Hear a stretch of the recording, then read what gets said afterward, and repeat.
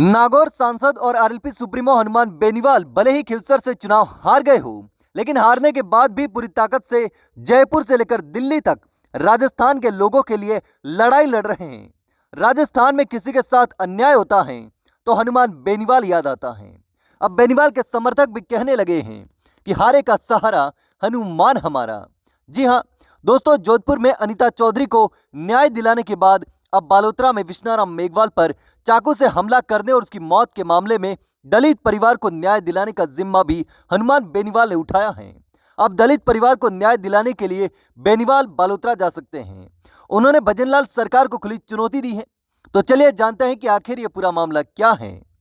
दोस्तों, बालोतरा में विश्नाराम मेघवाल को चाकू मारने और उसकी मौत के मामले में दलित परिवार न्याय की मांग को लेकर धरने पर बैठा है। इस मामले में आरएलपी और कांग्रेस ने सरकार के खिलाफ मोर्चा खोल रखा है। इसके साथ ही अब हनुमान बेनीवाल ने भी परिवार को न्याय दिलाने की मांग की है। उन्होंने फोन के माध्यम से धरने को संबोधित किया। बेनीवाल ने कहा कि मैं इस पूरी घटना की निंदा करता हूं।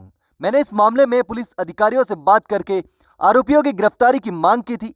अन्याय जहां भी हो, पीड़ित कोई भी हो, सर्व समाज आंदोलन करे। आरएलपी सुप्रीमो ने कहा कि दिल्ली में लोकसभा सत्र होने के चलते मैं फिलहाल धरने में उपस्थित नहीं हो सकता।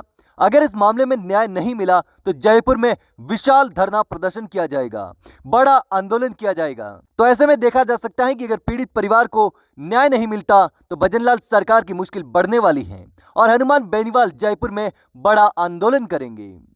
जैसा कि हाल ही में उन्होंने 4 साल तक भजनलाल सरकार की नींद उड़ा कर रखने की बात कही थी। ऐसे में अब आने वाले समय में हनुमान बेनीवाल हर पीड़ित के साथ खड़े नजर आ सकते हैं और हर पीड़ित परिवार को न्याय दिलाने के लिए लड़ाई लड़ते दिखेंगे। अब देखना होगा कि इस मामले में कब तक हनुमान बेनीवाल बालोतरा आते हैं। हनुमान बेनीवाल के अलावा उनके पुराने साथी और हाल में बाड़मेर से सांसद उम्मीदराम बेनीवाल ने भी कानून व्यवस्था पर सवाल खड़े कर दिए हैं। कांग्रेस सांसद उम्मीदराम बेनीवाल ने विश्नाराम मेघवाल हत्याकांड में सरकार का उदासीन रवैया पर निंदा की है। बेनीवाल ने कहा कि अब यह लड़ाई सिर्फ पीड़ित परिवार की नहीं बल्कि पूरे थार की संपूर्ण जनता की है, जिसे हम सब मिलकर मजबूती से लड़ने वाले हैं। चलिए अब यह भी समझ लेते हैं कि आखिर यह पूरा मामला क्या है।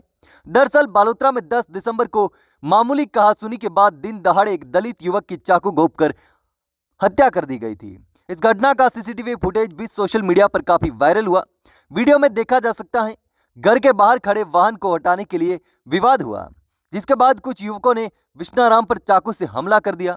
इसके बाद उसकी मौत हो गई। युवक की मौत के बाद अब परिवार न्याय के लिए धरने पर बैठा है। हालांकि अब देखना होगा कि दलित परिवार को कब तक न्याय मिलता है और कब तक आरोपियों की गिरफ्तारी होती है और कब तक उन्हें सजा मिलेगी। लेकिन दोस्तों, इस पूरी घटना पर आप क्या सोचते हैं मुझे कमेंट करके जरूर बताना।